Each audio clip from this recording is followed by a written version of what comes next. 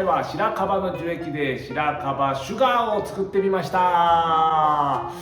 いやね、メープルシュガーっていうのがあるんですよね。メープルシュガーっていうのは何かっていうと、板やカエデとかの樹液を煮詰めてですね、そのまま煮詰めるとメープルシロップなんですけども、あれを途中で、ドロドロまで、メープルシロップよりももっと濃い濃度まで煮詰めて混ぜるとですね、砂糖化が始まって、砂糖になると。こういう作り方でメープルシュガーっていうのがあるんですよね。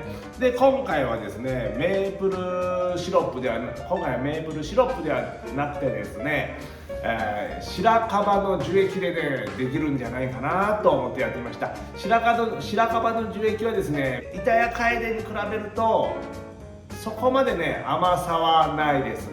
ただね、糖分はね、糖度は入ってますので、煮詰めていけば、大量に煮詰めていけば、砂糖化できるというのは分かっていたんですよね。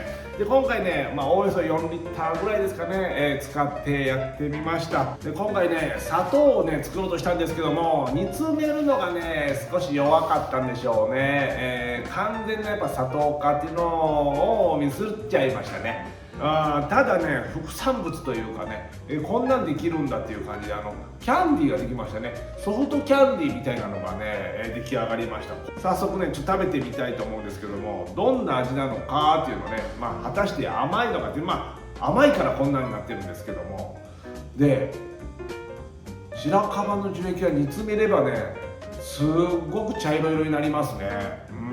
メープルシロップよりもすごくね、木の感じが強い感じがしますね。じゃあまずそれではね、早速ね、味ね確かめたいと思います。食べます。甘い。もちろん、まず最初、まず甘い。美味しい。ちゃんと旨味ありますよ。美味しいね。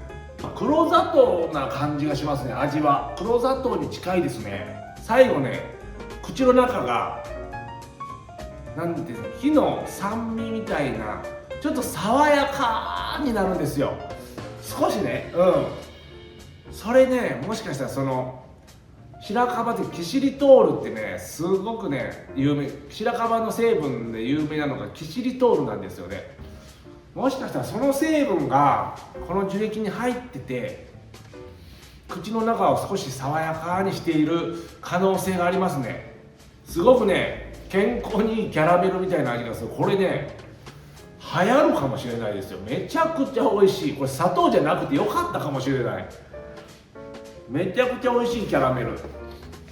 口の中に入れたね、食感、ソフトキャンディーっていうかね、キャラメルって感じですね。新しい味がしますので、ぜひ皆さんもね、チャレンジしてみてください。これは試す価値ありでございます。というところで、今日はこの辺で終わりたいと思います。このチャンネル面白かったなーって人は、ぜひチャンネル登録、評価ボタン、コメントの方よろしくお願いします。それではまた。